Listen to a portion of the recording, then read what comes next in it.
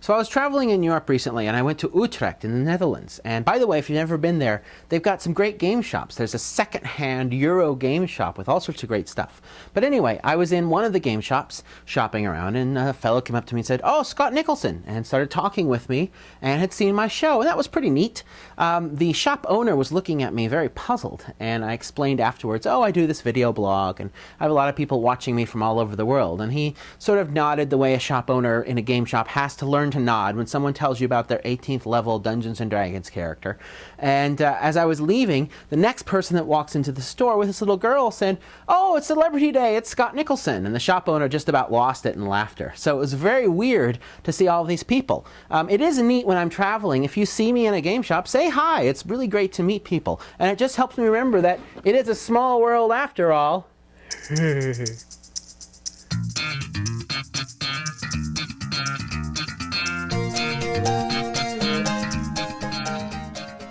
Hi there! Welcome to Board Games with Scott. This is a video series where I take a game, briefly explain it and review it, and my goal is to help you decide if it's a game you want to purchase.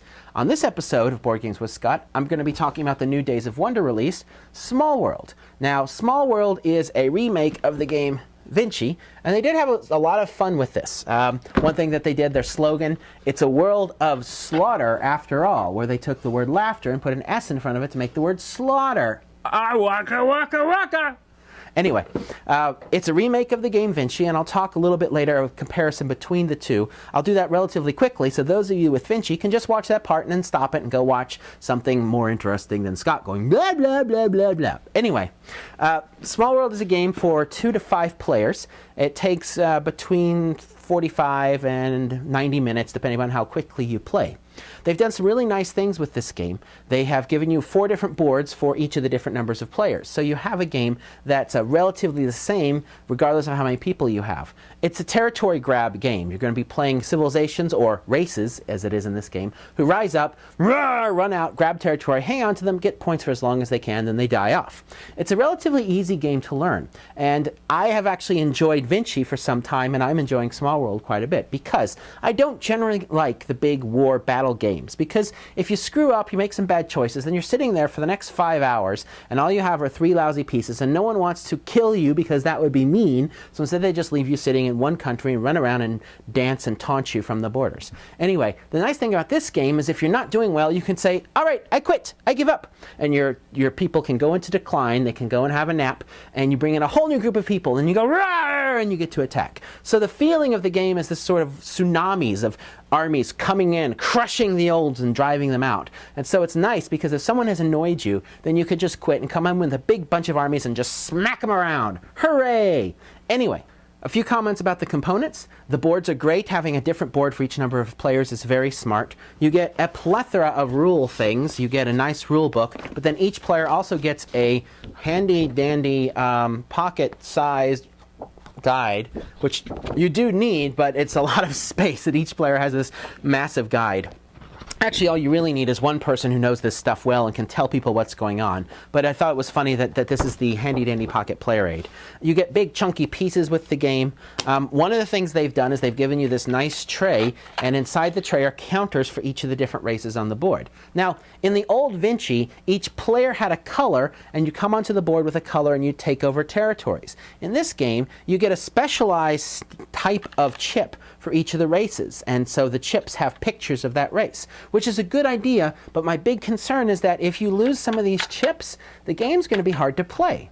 And I'm not sure going forward how people are going to deal with that. So if you lose one of your orc chips, then there's a reasonable chance that you're going to have a hard time playing with the orcs, because you're supposed to have a number of chips for each player, and you bring on, in many cases, all of your chips at once. So people are going to have to get creative in creating replacement chips. I see that as a flaw with the way they designed it. But it looks very neat. I like the graphical style of the game. It's sort of a comedy fantasy. As you can see, the dwarf with the snot bubble. Snot bubbles! Oh! Ho, ho. Right there on the cover. It's sort of fun fantasy, and the idea is that they're all trapped on this little world and there's not much space for them to go.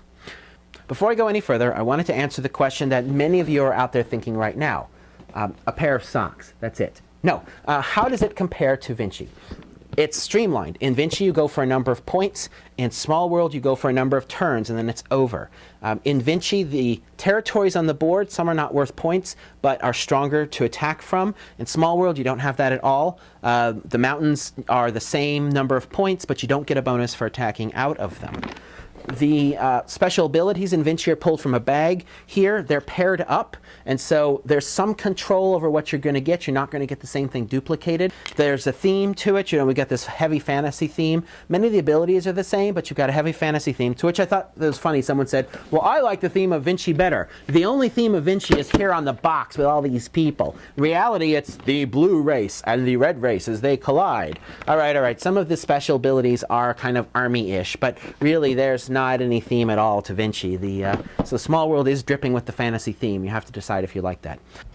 A few other gameplay differences. Victory points are on chips and therefore hidden throughout the game.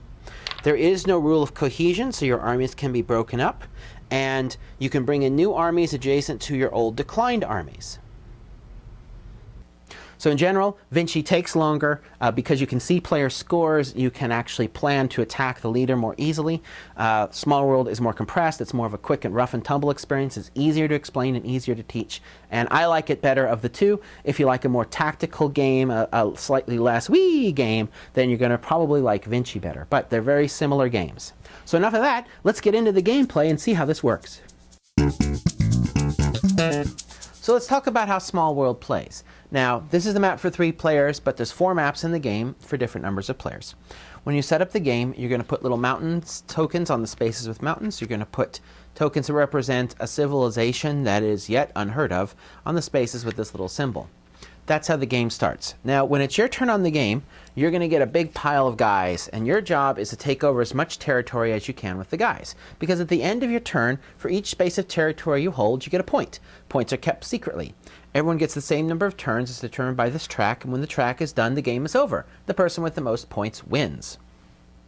Now let's talk about how a turn works. When you start, you have to enter the board from either a space on the edge or a space that is 1 water space away from the edge. So when I come in, I can start by entering here, or here, or here, or here, or up here, etc. There's some races that get special abilities that let them enter in other parts of the middle of the board. But most people are going to start at the edge and work in. So it's a game of land grab. You want to get in, grab as much territory as you can, and hang on to it. Now, the way that you take over a territory is fairly easy. The base cost of the territory is 2. And then it's an extra 1 for each piece of cardboard on that space. So this space here has nothing on it, so it's going to cost me 2 of my guys. Again, when I start, I'm going to get a bunch of these guys. I'll talk about how you know how many later. And then I just leave them behind as I take over a territory. So that cost me 2 of my guys. Now, if I wanted to go over here and take out these guys, well, it's a base cost of 2 plus 1 for the guy that's there. So I might do that. I might move in and say, all right, I'm going to move in there for 3. And then I keep going, and so I go until I run out of guys. So at this point, I've only got 2 guys left. I could take over this one, that'd be one option, or I could try and take over the mountains. Now notice how the mountains, they have a piece of cardboard, so the base cost for the mountains are 2 plus 1 for the cardboard. I don't quite have enough, but I have a way around that. As the last attack on your turn, you can, if you're short people, you can say where you're going. I want to go here. I get 2 guys. I need 3, you can roll this die. Now half the sides are blank, and then the other 3 sides have a 1, 2, and 3. If these are extra guys, and I failed in this place, 2 plus 0 is still 2. I don't have enough. So these guys end up going back on places I've already taken. If I'd rolled a 1, 2, or 3, I would have succeeded and be able to put guys here. So that's what goes on during the attacking part of your turn. You're going to pick up your people, and you're going to attack. At the end of your turn, you can pick up people and redistribute them between all of your holdings. So if I had a bunch of stuff, I might choose to strengthen my outside borders. And then the next person goes, and they do the same process. So the next person might enter the board, and this will say that these studly orcs here are going to enter from up here on the top. So they may come in, they're going to put 2 there. And then they like killing people, so they may go here, and they're going to put 3 here, and they kill this guy. Arr! And then they've only got 1 left, and they're going to say, well, what the heck? Let's see if we can annoy the dwarves. We're going to go for that space. So they have 1. They're going to need to roll a 2 or 3. We succeeded. 1 plus 3 is 4. That's enough to take this space, so they're there. Then, what I can do is the final thing is move people around, and then I'm going to score. So again, you just score 1 point per territory that you've taken. So after the dwarves move, they score. After the orcs move, they score. And then when your next turn comes around, what you do is you pick up your extra people, leaving one behind in each space. So you have to leave one person behind in each space, and now you launch out attacks with the people that you're holding. So I've got now these 5, so I might say, well, I'm going to go take out those orcs because they annoy me. And so it's 2 for the space, plus 1 for the cardboard, and there's 2 orcs there. So that's 1, 2, 3, 4, 5. I have to have 5 to do it, and I have 5. That's enough. That's how combat works. I win. Now, I move in here. What happens is whenever you attack enemy pieces, one enemy piece is dead, is taken out of the game. The other enemy piece goes back to that player, and at the end of your turn, that player gets to put that person back on one of their own spaces. Now, there's special abilities that let you score extra points. So the dwarves, for example, they have this card which shows this symbol +1, which means for each one of these territories that they have, they're going to get an extra point. So the dwarves actually are getting 1, 2, 3, +1, 4. They're getting 4 points. Let's say this is a few turns along and the orcs are down to not many people left. They've only got 1 to pick up, which means they can do an attack, but they're rolling a die. The orc player might say, you know, I'm just not getting anywhere, I quit. So what goes on is that civilization goes into decline. So what I would do then is I leave one person in each of my spaces, removing any extra. I then flip them all over. Now, I will still get points for these territories at the end of my turn as long as I hold them, but I can't expand out of them and other people can attack them. So on the turn I go into decline, that's all I do. I remove all but 1 from each of my territories and I get my score, 1, 2, 3, 4. Most of the time you do not get bonuses when you're in decline. So for example, these wizards here, they get +1 when they're on the space with the little magic stuff. Flip it over and the symbol's gone. They're in decline at that point. The dwarves are a little better in that they have +1 for the mountain spaces, but flip it over, they still get +1 even when they're in decline. So as long as I have spaces with that, even in decline, I'll still get +1 for those spaces. And then at the start of my next turn, I'll claim a new army and come stomping on the board. The nice thing about this is that you get to have revenge. So let's say this dwarf player had annoyed me throughout the game and I wanted to take him down a notch or 2. So I might come back into the game with, the elves, hooray, the happy elves. And so I can start stomping in here. And I know he's getting a lot of points for that space. So I can see he's got 1. That'll cost me 1, 2, 3, 4, 5. So I spend 5 of my guys, hooray, drop them in, rawr. And then 1 dies, and the dwarf player will get to redistribute these at the end of the turn. I've got 1 left. You know, let's see if we can be annoying. We'll try to take this out. 1, 2, 3, 4. So we're going to need to roll the 3 to win. We succeeded, so that's a total of 4. Hooray, we win. 1 dies, and now the dwarf player can pile up all the people that were left that didn't die onto his remaining 1 territory, and he'll probably come stomping back through. So what you do is you get these waves, whoosh, whoosh, that come over the board. Throughout a game, you'll probably go through 2 or 3 different civilizations as you rush in, grab territory, hang on to it, and score points. If I had been the orcs and the elves, at the end of my turn, if I still had all these territories, I get the points for the orc territories and the points for the elf territories. That happens until someone knocks out the orcs, or until the elves get beat up and I decide to make the elves go away. As soon as I do that, then if I have an extra old civilization, they go away at that point. So I can only have 1 declined civilization and 1 active civilization on the board. So how do you get the races? Well, what's going to go on is you randomly select these pairs of modifiers and races at the start of your turn. And so let's say you have the Dragon Master Elves. That may be a choice. Now the Dragon Master comes with this token, and the token lets you take over a region every turn, rawr! And when you're in that region, no one else can attack it. The elves have a special ability in that they never die. If you attack a stack of elves, they get them all back to redistribute in other spaces. The Mounted Sorcerers. The mounted means that it's 1 token fewer to attack these types of terrains. The sorcerers have the special ability to take over a single opponent's piece in a space. If there's just 1 person guarding a space, they can turn it into a sorcerer. Poof. Etc. Everyone's got special abilities. What comes with the game are actually 20 modifier powers and 14 different races. So you get a lot of variety in what you can play.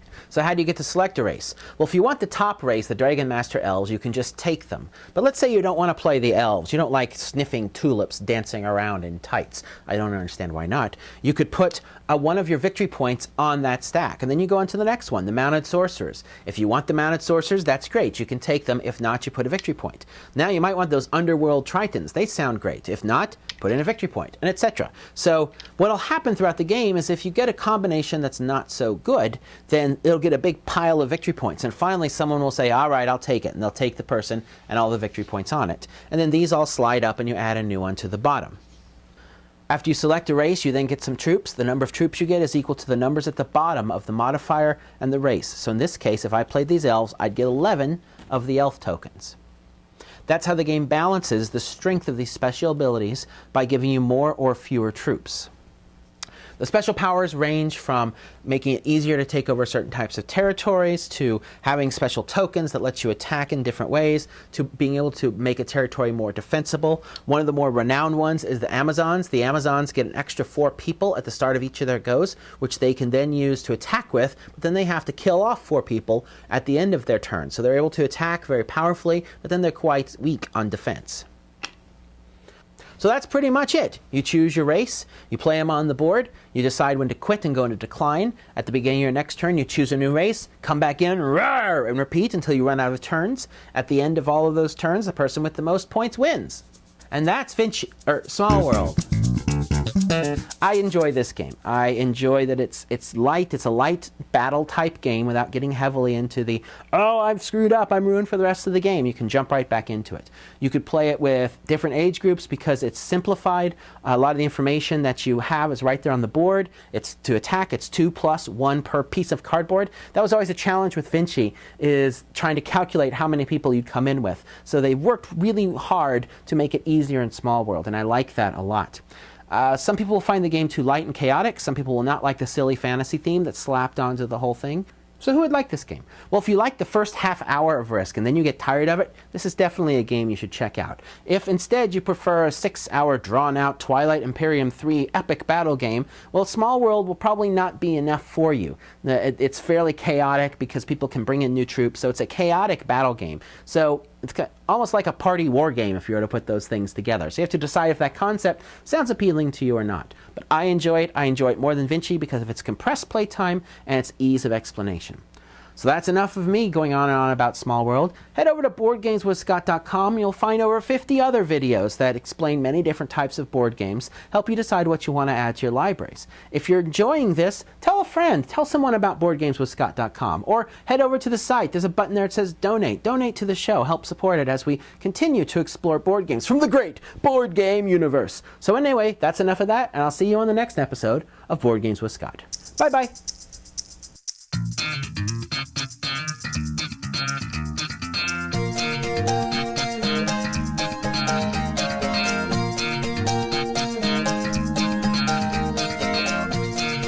It's a world of laughter, a world of tears. It's a world of hopes and a world of beers. Ah! Ha ha ha!